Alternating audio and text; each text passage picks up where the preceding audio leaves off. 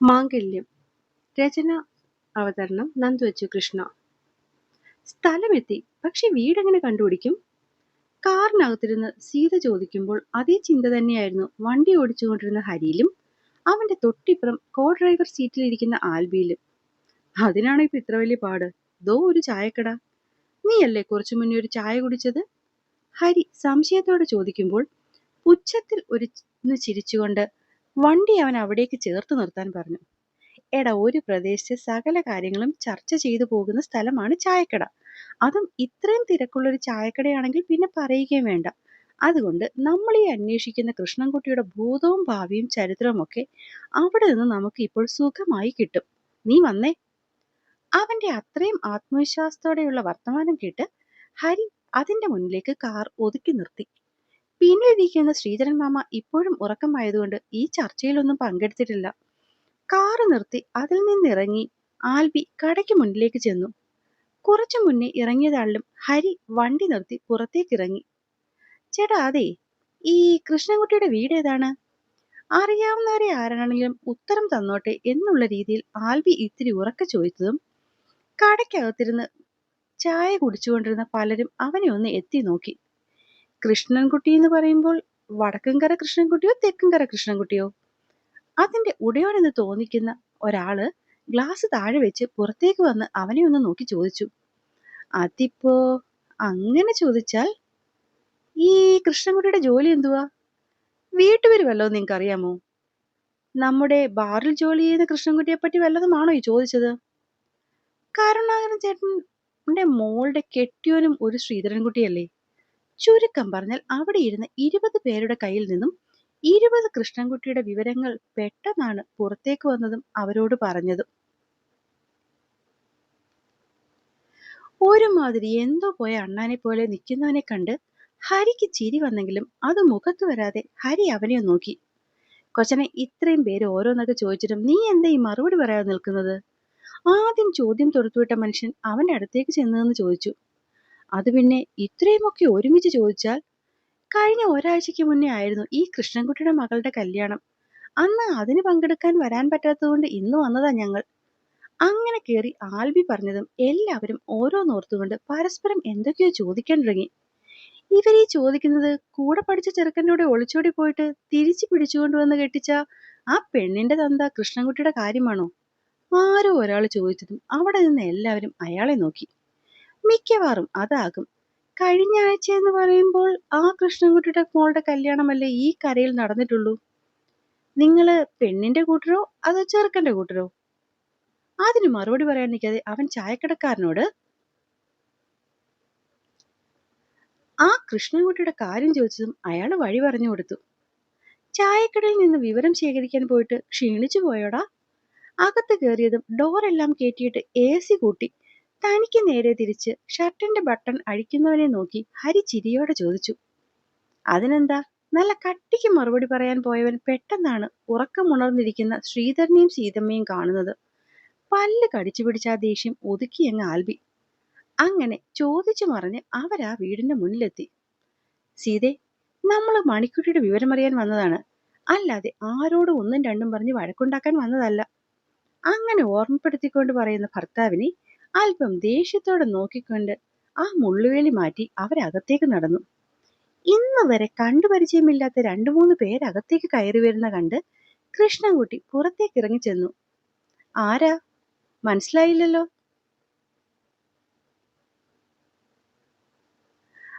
അത് കല്യാണം കഴിഞ്ഞ ആഴ്ച രശ്മിയുടെ. അതെ, രശ്മിയുടെ അച്ഛനാണ്. അയാൾ പറഞ്ഞതും തൊട്ടു പിന്നാലെ അകത്തു നിന്ന് 1-2 പെണ്ണുങ്ങൾ ഇറങ്ങി വന്നു. അവരും അയാളോട് ഇവരേതാണ് എന്നൊക്കെ കണ്ണുകൊണ്ട് ചോദിക്കുന്ന കണ്ടപ്പോഴേക്കും സീത കുറച്ചു മുന്നിലേക്ക് കയറി നിന്നു. ഞങ്ങളെ വടക്കുന്നാണ്. കൃത്യമായി പറഞ്ഞാൽ കൃഷ്ണൻകുട്ടിയുടെ മുറപ്പെങ്ങള് ശാരദയുടെ സ്ഥലത്ത് നിന്ന്. ഓ, ശാരദ ചേച്ചിയുടെ അവിടെ നിന്നാണോ? ഞാനിപ്പോ ചേച്ചിയെ വിളിക്കാം. ശാരദേച്ചി, മണിക്കുട്ടി എവിടെയാണ്? വിളി പിന്നിലേക്ക് പോയപ്പോൾ തന്നെ സീത അയാളോട് ചോദിച്ചു. അത് അയാളൊന്ന് പതറി. അവൾ ഇവിടെ ഇല്ല. അയാൾ എന്തോ പറയാൻ പോയതും പുറത്തേക്ക് ഇറങ്ങി വന്ന ശാരദ സീതയെ നോക്കി ഗർവിൽ പറഞ്ഞു. എവിടെ പോയി? എന്റെ മോൾ എവിടെ പോയെന്നിപ്പോ നിങ്ങളോട് പറയേണ്ട കാര്യമില്ലല്ലോ. മുടിയെല്ലാം കൂടി ഉച്ചിയിലേക്ക് കെട്ടി അവരൊരു വല്ലാത്ത ഭാവത്തിൽ നോക്കി പറഞ്ഞുകൊണ്ട് താഴേക്ക് കെട്ടിയിട്ട പടിയിലേക്ക് അങ്ങോട്ട് വിടർന്നിരുന്നു ശാരദ. അത് ശരിയാണ്, നിങ്ങൾ നിങ്ങളുടെ മോളുടെ കാര്യം പറയേണ്ട ഒരു കാര്യവുമില്ല. എന്നാലും അവളെ തിരക്കി ഇവിടെ വരെ വന്നവരോട് അവൾ എവിടെയുണ്ടെന്നൊന്ന് പറയാമല്ലോ. അവരുടെ സംസാരം കേട്ട് ചൊറിഞ്ഞു വരുന്നുണ്ടായിരുന്നെങ്കിലും ആൽബിൻ നയത്തോടെ അവരോട് ചോദിച്ചു. അങ്ങനെ കണ്ട റോഡിലൂടെ പോകുന്നവരോടൊക്കെ വന്ന് ചോദിച്ചാൽ ഞാനെന്തിനാ എന്റെ മോളുടെ കാര്യം പറയുന്നേ? വന്നവരെ അതുപോലെ അപമാനിക്കുന്ന രീതിയിൽ അവരുടെ ക്ഷമ പരിശോധിക്കുന്ന പോലെയായിരുന്നു അവരുടെ സംസാരം. ദേ ശാരദേ, ദേഷ്യത്തോടെ സീത എന്തോ പറയാൻ വന്നതും ശ്രീധരൻ അവരുടെ കയ്യിൽ കയറി മുറുക്കി പിടിച്ചു. നോക്ക് ശാരദേ, നിന്നോട് തർക്കിക്കാനും വഴക്കുണ്ടാക്കാനൊന്നുമല്ല ഞങ്ങൾ വന്നത്. മണിക്കുട്ടിയെ ഒന്ന് കാണാൻ വേണ്ടി മാത്രമാണ്. അവള് ഇന്നലെ മുതൽ കോളേജിൽ പോകുമെന്നാ പറഞ്ഞിരുന്നത്. അത് കാണാഞ്ഞിട്ട് കൊച്ചിന് വല്ല അസുഖമാണോ എന്ന് തിരക്കി വന്നതാണ് ഞങ്ങൾ. അത്രയും സമാധാനത്തോടെ ശ്രീധരൻ സംസാരിച്ചിട്ടും അവരുടെ മുഖത്തെ ഗർവിന് അല്പം പോലും അയവ് വന്നില്ല. ശാരദ ചേച്ചി, ദേ മെമ്പറെ, എനിക്ക് ഇവരോട് എന്റെ മോളെപ്പറ്റി വിശദീകരിക്കേണ്ട കാര്യമൊന്നുമില്ല. എന്നാലും മെമ്പർ വന്ന് ചോദിച്ചതെന്ന് പറയാം. ഞങ്ങൾ ഇനി കുറച്ചു കാലം ഇവിടെയാണ്. എന്റെ മോളിപ്പോൾ ഇവിടുത്തെ പെങ്കൊച്ചിന്റെ കൂടെ തയ്യൽ പഠിക്കാൻ പൊയ്ക്കൊണ്ടിരിക്കുക. അവരുടെ ആ പറച്ചില് കേട്ട് ഞെട്ടിപ്പോയി എല്ലാവരും. എന്റെ പെങ്കൊച്ചിനെ ചിരിച്ചു കാണിക്കാനും സ്നേഹം കൊടുത്ത് പറ്റിച്ചൊക്കെ ആവശ്യങ്ങൾ നേടാനും ഓരോരുത്തരൊക്കെ ഉണ്ടല്ലോ. ഇനിയും ഞാൻ അവളെ അവിടെ നിർത്തിയാൽ ഇവരൊക്കെ എന്റെ കൊച്ചിനെ ചൂഷണം ചെയ്യും. അതുകൊണ്ടാണ് ഞങ്ങളിങ്ങ് വന്നേ. ഇനിയെങ്കിലും എന്റെ പെങ്കൊച്ച് ഞങ്ങൾക്ക് വേണ്ടി ജീവിച്ചോട്ടെ. അതുകൊണ്ട് ഇനി മേലിൽ ആരും എന്റെ മോളെ തിരക്കിയിട്ട് ഇങ്ങോട്ടൊന്നും വന്നേക്കരുത്. അപ്പോ അവളുടെ പഠിത്തം? അതുവരെ കേൾക്കാത്ത ഒരു ശബ്ദം മുള്ളിവേലിക്ക് അവിടെ നിന്ന് കേട്ടതും എല്ലാവരുടെ നോട്ടം ഒരുപോലെ അവിടേക്ക് ചെന്നു. എന്റെ മോളുടെ പഠിത്തം ഞാൻ അങ്ങ് നിർത്തി. പുച്ഛത്തിൽ അവനെ നോക്കി പറഞ്ഞതും ഹരി ഞെട്ടിപ്പോയി. അവള് ആ പറഞ്ഞത് മുഴുവനും കള്ളമാണ്. ആ വീട്ടിൽ നിന്ന് ഇറങ്ങും വഴി സീത ഒരിക്കൽ കൂടി തലധരിച്ച് ശാരദയെ നോക്കിക്കൊണ്ട് ഒപ്പമുള്ളവരോട് പറഞ്ഞു. ചിലപ്പോൾ ആവും, പക്ഷെ അത് നമ്മൾ എങ്ങനെ തെളിയിക്കും സീതയെ? കാറിനടുത്തെത്തി ശ്രീധരൻ ചോദിക്കുമ്പോൾ ആർക്കും അതിന് മറുപടിയൊന്നും ഉണ്ടായിരുന്നില്ല. ഈ നേരമൊക്കെ ആൽബിയുടെ നോട്ടം അത്രയും ഹരിയിലായിരുന്നു. നീ എന്താ ഹരി ആലോചിക്കുന്നത്? അല്ലടാ, അവളുമായി ലാസ്റ്റ് സംസാരിച്ചപ്പോൾ പോലും ക്ലാസ്സിന് പോകണമെന്ന് പറഞ്ഞ പെണ്ണ് പെട്ടെന്ന് ഇനി പഠിക്കാൻ പോകുന്നില്ല എന്നൊക്കെ പറഞ്ഞു കേൾക്കുമ്പോൾ ഈ സംശയങ്ങളൊക്കെ ഞങ്ങൾക്കുമുണ്ട്. പക്ഷെ അതൊക്കെ പോയി തിരക്കാൻ നമുക്ക് ഒരുപാട് പരിമിതികളുണ്ട് ഹരിയെ. ആൽബി പറഞ്ഞതും വല്ലാത്തൊരു നിരാശയോടെ അവൻ കാറിനകത്തേക്ക് കയറി. എനിക്കെന്തോ ഒന്നും അങ്ങോട്ട് ശരിയായി തോന്നുന്നില്ല. മനസ്സിലുള്ള പേടികളെ എങ്ങനെയാണ് തുറന്നു പറയേണ്ടത് എന്നറിയാതെ സീതയുടെ കണ്ണു നിറഞ്ഞു. ഇങ്ങോട്ട് വന്നപ്പോൾ മനസ്സിലുണ്ടായിരുന്ന ചെറിയ പ്രതീക്ഷയെ പോലും അവിടെ ഉപേക്ഷിച്ചു കളഞ്ഞാണ് ഹരി വണ്ടി സ്റ്റാർട്ട് ചെയ്തത്.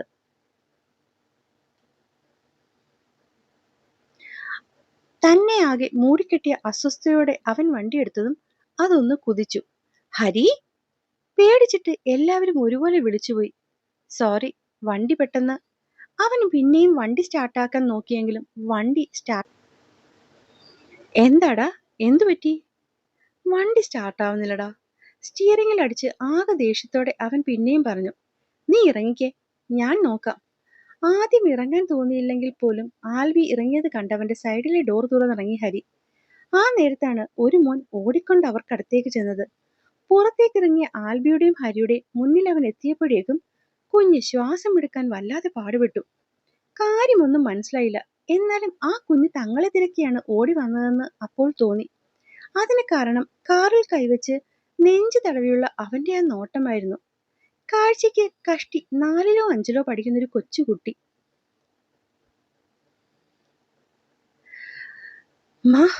മണിക്കുട്ടി ചേച്ചി നോക്കിയാണോ നിങ്ങൾ വന്നേ? ചോദ്യം കേട്ടതും ഹരി അവന്റെ തോളിൽ പിടിച്ച് തനിക്ക് നേരെ നിർത്തി. അകത്തിരുന്ന ശ്രീതയും ശ്രീധരനും വേഗത്തിൽ പുറത്തേക്കിറങ്ങി. അതേ മോനെ, ചേച്ചി എവിടെ? ചാമ്പയ്ക്ക അപ്പൂപ്പന്റെ വീട്ടിൽ. ചുറ്റുപാടും നോക്കി അവൻ ശബ്ദം പതിയാക്കി രഹസ്യം പോലെ പറഞ്ഞു. ചാമ്പയ്ക്ക അപ്പൂപ്പനോ? ഒരുപോലെ ചോദ്യമെത്തി. പയ്യെ പറയ്. അവര് വീടിന്റെ അവിടെ നിന്നും വഴിമാറിയെങ്കിലും ഇപ്പോഴും അവിടെ നിന്ന് ആരെങ്കിലും ഇറങ്ങി നോക്കിയാൽ ഇവരെ കാണാൻ കഴിയും. ഓക്കെ ഓക്കെ, മോൻ പറയ്, എവിടെയാ ചേച്ചി?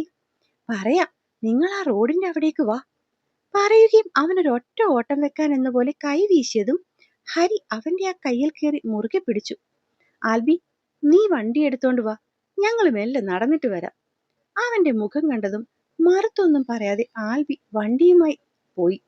കഷ്ടി 2-3 മിനിറ്റ് കഴിഞ്ഞതും ഹരി ആ കുഞ്ഞിനെ കൂട്ടി അവർക്കടിയിലെത്തി. ബാ, വണ്ടിയിൽ കയറിക്കോ. ഹരി അവന് മുന്നിലത്തെ ഡോർ തുറന്നു കൊടുത്തു.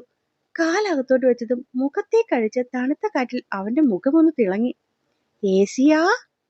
ആ അത്ഭുതം കേട്ടതും അറിയാതെ ചിരിച്ചുകൊണ്ട് അവനെ മടിയിലെടുത്തുകൊണ്ട് ഹരി ആൽബിയോട് വണ്ടിയെടുക്കാൻ പറഞ്ഞു. ഹരി, ഇത് മനുക്കുട്ടൻ, 7ലാണ് പഠിക്കുന്നത്. അത് കേട്ടതും എല്ലാവരും അവനെ ഒന്നുകൂടി നോക്കി. നേര് പറഞ്ഞാൽ കാഴ്ചയിൽ ഒട്ടും ആളില്ല. ഞാൻ വലുതാ. ഈ അത്ഭുതം നിറഞ്ഞ നോട്ടം സ്ഥിരം കാണുന്നത് കൊണ്ടാകും. അവന്റെ മുഖം ഒന്ന് കൂർത്തു. പിന്നല്ലേ, മനുക്കുട്ടൻ പൊളിയല്ലേ. ആൽബിയും ഒട്ടും കുറച്ചില്ല. മനുക്കുട്ടൻ കൃഷ്ണൻകുട്ടിയുടെ ഭാര്യയുടെ അനിയത്തിയുടെ മകനാണ്. മണിക്കുട്ടിയുടെ ബെസ്റ്റ് ഫ്രണ്ട്. ഹരി അവനെ എല്ലാവർക്കും പരിചയപ്പെടുത്തി. മാമ, ഇവിടുന്ന് അങ്ങോട്ട് വലത്തോട്ടാ കേട്ടോ. ഹരി പറയുന്നതിനിടയിൽ കുഞ്ഞ് വഴി പറഞ്ഞു കൊടുക്കുന്നത് കേട്ടാണ് അവനെ എന്തിനാ കാറിൽ പിടിച്ചിരുത്തിയിരിക്കുന്നത് ആൽബിക്ക് പോലും മനസ്സിലാകുന്നത്. 4 ദിവസം കൊണ്ട് അവളെ വീട്ടിൽ കാണാഞ്ഞപ്പോഴൊക്കെ ഇവൻ തിരക്കിയപ്പോ അവര് പലതും പറഞ്ഞൊഴിയുന്നുണ്ടായിരുന്നു. പക്ഷെ ഇന്നലെ രാത്രി ഇവൻ ഉറങ്ങിയെന്ന് കരുതി അവരെല്ലാം കൂടി എന്തോ സംസാരിക്കുന്നതിനിടയിലാണ് മണിക്കുട്ടി ഈ പറയുന്ന അപ്പൂപ്പന്റെ വീട്ടിലാണെന്ന് ഇവൻ അറിയുന്നത്. ചാമ്പയ്ക്ക അപ്പൂപ്പൻ, അവൻ പെട്ടെന്ന് കയറി തിരുത്തി. അതെ അതെ, ചാമ്പയ്ക്ക അപ്പൂപ്പൻ. ഈ ചാമ്പയ്ക്ക അപ്പൂപ്പൻ എന്താ മോനെ? ഇനി ഇടത്തോട്ട് പോയി ലാസ്റ്റ് വീട്. അതോ, ആ അപ്പൂപ്പന്റെ വീടിന് മുന്നിൽ നിറയെ ചോന്ന ചാമ്പയ്ക്ക മരമാ. പറഞ്ഞു തിന്നതും അവരാ വീടിന്റെ വാതിലെത്തി. ആൽബി ഹരിയെ നോക്കിയതും അവൻ കുഞ്ഞിനെ ഒന്ന് നോക്കി. ഒരു കുഞ്ഞിന്റെ വാക്കുകേട്ടുള്ള വരവാണ്. അതിലെ സത്യം എത്രയെന്ന് വലിയ ധാരണയൊന്നുമില്ല. എങ്കിലും ഈ കുഞ്ഞിനെ കേൾക്കാൻ മനസ്സു പറയുന്നു. അതെ, ഇതാ വീട്. ഞാൻ രാവിലെ വന്നതാ. ചേച്ചിയെ കണ്ടു. പക്ഷേ ഇവിടുത്തെ തടിച്ചി എന്നെ ഓടിച്ചു വിട്ടു. ചേച്ചി ഭയങ്കര കരച്ചിലായിരുന്നു. സങ്കടത്തോടെ മനുക്കുട്ടൻ തല ചരിച്ച് ഹരിയെ നോക്കി. തന്റെ മനസ്സറിഞ്ഞ പോലുള്ള ആ മോന്റെ പറച്ചിലിൽ ആശ്വാസത്തോടെ അവൻ പുറത്തേക്കിറങ്ങി. തോമസ് കൊട്ടാരത്തിൽ സ്വർണ്ണ ലിപികളിൽ മുന്നിലെങ്ങനെ തൂക്കിയിട്ടിട്ടുണ്ട്. വലിയ ഗേറ്റുള്ള വീട് അകത്തുനിന്നും പൂട്ടിയിട്ടിരിക്കുകയാണ്. സൈഡിലെ കുഞ്ഞു ഗേറ്റിലേക്ക് കൈവച്ചതും സെക്യൂരിറ്റി ഓടി പുറത്തേക്കിറങ്ങി. ആരാ? അത് ഞങ്ങൾ അപ്പച്ചനെ കാണാൻ വന്ന, കുറച്ച് ദൂരെ നിന്നാ. സീതയെ സംസാരിക്കാൻ അനുവദിക്കാതെ ആൽബി പറഞ്ഞതും സെക്യൂരിറ്റി അവരുടെ കാറിലേക്കൊന്ന് നോക്കി. പിന്നെ അപ്പച്ചൻ കാണാൻ വന്നാണ് എന്ന് കരുതി സംശയമൊന്നും തോന്നാതെ അയാള് കാറിൽ കയറി ഗേറ്റ് തുറന്നു കൊടുത്തു. അകത്തേക്ക് കയറ്റി കാർ ഒതുക്കി സീതനും ശ്രീതയും ആൽബിയും പുറത്തേക്കിറങ്ങി. ഹരി മണിക്കുട്ടനൊപ്പം കാറിലും. നീ ഇവനുമായിട്ട് ഇവിടെ ഇരിക്ക്, ഞങ്ങളൊന്ന് നോക്കട്ടെ. ഹരി എല്ലായ്പ്പോഴും സമാധാനത്തിന്റെ പാതയിൽ അധികം സംസാരിക്കാത്ത വാക്കുകളെ പിശുക്കി ഉപയോഗിക്കുന്ന ഒരു വ്യക്തിയാണ്. കാണുന്ന ആർക്കും ഒറ്റ നോട്ടത്തിൽ സാധു എന്ന് തീർത്തും വിളിക്കാൻ തോന്നുന്ന ഒരാൾ. പക്ഷെ ചില കാര്യങ്ങളുണ്ട്, ഒരുപക്ഷെ മറ്റുള്ളവരെല്ലാം സമാധാനത്തിൽ കൈകാര്യം ചെയ്യാൻ പോകുന്ന കാര്യങ്ങൾ. അങ്ങനെയുള്ള കാര്യങ്ങളിൽ ഹരിക്ക് ദേഷ്യം വന്നാൽ അവനെ അടക്കാൻ നല്ല പാടാണ്. ആര് പറഞ്ഞാലും കേൾക്കാത്ത പോലെ അവൻ അടിമുടി അങ്ങ് ആള് മാറിപ്പോകും. ഈ പോയ കാലം കൊണ്ട് ആൽബിക്ക് അത് വളരെ വ്യക്തമായി മനസ്സിലായ കാര്യമാണത്. അതുകൊണ്ടാണ് ആൽബി അവനോട് കാറിൽ തന്നെ അങ്ങോട്ട് ഇരിക്കാൻ പറഞ്ഞത്. അവർ 3 പേരും അകത്തേക്ക് കയറിപ്പോയിട്ട് നേരം കുറയായി. ഇപ്പോൾ ദേ ഒരു കാറും ഇരച്ചു പിടിച്ച് വന്ന് നിന്നു. 2 പേര് ധൃതിയിൽ അകത്തേക്ക് കയറി പോയിട്ടുണ്ട്. പിന്നെയും 5 മിനിറ്റ് കൂടി ഹരി കാത്തു. അപ്പോഴും അകത്തേക്ക് പോയവരെ കാണാൻ പറ്റാത്തത് കൊണ്ട് തന്നെ അവൻ ഇറങ്ങി. ഒപ്പം മനുക്കുട്ടനെയും കൂട്ടി. റോഡിൽ കൂടെ പോകുന്ന ആരെങ്കിലും വന്നു പറഞ്ഞാൽ താൻ ഡോറ് തുറന്നു കൊടുക്കുമോടു? സെക്യൂരിറ്റിയുടെ നേരെയുള്ള ചാട്ടം കേട്ടാണ് ഹരി അകത്തേക്ക് കയറുന്നത് തന്നെ. നിങ്ങൾ അയാളോട് വെറുതെ തട്ടിക്കയറാതെ മണിക്കുട്ടിയെ കാണിക്കുന്നുണ്ടോ? അപ്പോ ഇതുവരെ ഇവര് അവളെ കണ്ടില്ലേ? അങ്ങനെ ഒരു സംശയത്തോടെ അകത്തേക്ക് കയറി വരുന്നവനെ ആ മധ്യവയസ്കൻ നോക്കി. താൻ ആരാടോ? ഞാൻ ആരാണെന്നൊക്കെ വിശദമായി പിന്നെ പറഞ്ഞുതരാം. അതിനു മുന്നേ, നിങ്ങള് അവളെ കണ്ടില്ലേ ആൽബി? ഓ, താനും ഇവരുടെ കൂടെ ഉള്ളതാണോ? അയാളുടെ കലിപ്പ് പിന്നെയും അങ്ങ് പുറത്തു ചാടി. എന്റെ പൊന്ന് ഹരി, വന്നപ്പോൾ മുതൽ അവളെ കാണണമെന്ന് പറഞ്ഞിട്ട് ഈ സ്ത്രീയാണെങ്കിൽ ഇതുവരെ അവൾ എവിടാണെന്ന് പറയുകയോ കാണിക്കുകയോ ചെയ്തിട്ടില്ല. വാതിൽ തുറന്ന സ്ത്രീയെ ചൂണ്ടി ആൽബി പറഞ്ഞതും ഹരി ഒന്നുകൂടി അവരെ നോക്കി. മുഖമെല്ലാം കൂടി കേറ്റിപ്പിടിച്ച് ആരോടൊക്കെയോ ഉള്ള ദേഷ്യം അവരുടെ മുഖത്ത് തെളിഞ്ഞു നിൽപ്പുണ്ട്. അങ്ങനെ കാണണമെന്ന് പറഞ്ഞപ്പോൾ അവര് വിളിച്ചു വരുത്തിയതാണ് ഇവർ രണ്ടുപേരെയും. ഇവര് വന്നിട്ടും അതേ പല്ലവി തന്നെ, കാണിക്കാൻ പറ്റില്ലെന്ന് പോലും. ആദ്യം പറഞ്ഞത് അങ്ങനെ ഒരാൾ ഇവിടെ ഇല്ലെന്നായിരുന്നു. പിന്നെ ഇന്ന് രാവിലെ അവൻ ഇവിടെ കണ്ടെന്ന് ഉറപ്പിച്ചു പറഞ്ഞപ്പോഴാണ് കാണിക്കാൻ പറ്റില്ല എന്നായത്. ഓഹോ, അങ്ങനെയാണോ? ദേഷ്യപ്പെട്ട് പ്രശ്നമുണ്ടാക്കുമെന്ന് വിചാരിച്ചവൻ വളരെ സമാധാനത്തിൽ ചോദിച്ചതും ആൽബിയുടെയും ശ്രീധരന്റെയും സീതയുടെയും മുഖം അങ്ങ് മാറി. ഹരി ശാന്തതയോടെ അയാൾക്ക് നേരെ തിരിഞ്ഞു. അപ്പോ മണിക്കുട്ടിയെ നിങ്ങൾ കാണിക്കില്ല? ഇല്ല, കാരണം അവളെ ഇവിടെ കൊണ്ടാക്കിയത് അവളുടെ അമ്മയാണ്. അപ്പോഴേ അവര് പറഞ്ഞായിരുന്നു ഇച്ചിരി വാലുള്ള പിശക് പിടിച്ച പെണ്ണാ അതെന്ന്. പക്ഷെ ഇത്രയും ദിവസം കൊണ്ട് അതൊന്ന് മാറി വന്നപ്പോഴാണ് നിങ്ങളുടെ വരവ്. ഇപ്പൊ മനസ്സിലായി തള്ള കള്ളമൊന്നും അല്ല പറഞ്ഞതെന്ന്. ഒരുമാതിരി വൃത്തികെട്ട ചുവയുള്ള അയാളുടെ സംസാരത്തിന് ഒപ്പം നിന്ന സ്ത്രീയും മുന്നേ വാതിൽ തുറന്ന സ്ത്രീയും ചിരിക്കുന്ന കൂടി കണ്ടതും ഹരി മുഷ്ടി ചുരുട്ടി പിടിച്ച് ദേഷ്യമടക്കി. അങ്ങനെയാണെങ്കിൽ അത്രയും മോശപ്പെട്ടൊരു പെങ്കൊച്ചിനെ വീട്ടിൽ നിർത്തേണ്ട കാര്യം നിങ്ങൾക്കെന്താ? അവന്റെ ആ ചോദ്യത്തിൽ അയാൾ അവനെ രൂക്ഷമായി ഒന്ന് നോക്കി. അതൊന്നും തന്നെ പറഞ്ഞു ബോധിപ്പിക്കേണ്ട കാര്യമില്ല ഇവിടെ. നേരെ ചൊവ്വെ മര്യാദയുടെ ഭാഷയിൽ ഇച്ചായൻ പറഞ്ഞു ഇറങ്ങിപ്പോകാൻ. ഇനി അതല്ല നിങ്ങളുടെ ഉദ്ദേശമെങ്കിൽ ഞാൻ പോലീസിനെ വിളിക്കും. ഒപ്പം നിന്ന സ്ത്രീ ഹരിക്ക് നേരെ വന്നതും അവനൊന്ന് ചിരിച്ചു. അതിപ്പോൾ നിങ്ങൾ വിളിക്കേണ്ട കാര്യമൊന്നുമില്ല. ഈ നിൽക്കുന്ന വെള്ളയും വെള്ളയും ഇട്ടവനെ കണ്ടില്ലേ? നല്ല ഒന്നാന്തരം രാഷ്ട്രീയക്കാരനാണ്. അവൻ തന്നെ ഇപ്പോൾ പോലീസിനെ വിളിച്ചു വരുത്തിക്കോളും. ഒപ്പം പ്രായപൂർത്തിയാകാത്ത കൊച്ചിനെ ഇവിടെ കൊണ്ടുവന്ന് വിറ്റതിന് അവളുടെ തള്ളയെയും പോലീസ് തന്നെ പിടിച്ചോളും. നല്ല പുഞ്ചിരിയോടുള്ള അവന്റെ സംസാരം കേട്ടതും അവര് അടപടലും അങ്ങ് ഞെട്ടിപ്പോയി. പ്രായപൂർത്തിയാകാത്ത പെങ്കൊച്ചോ?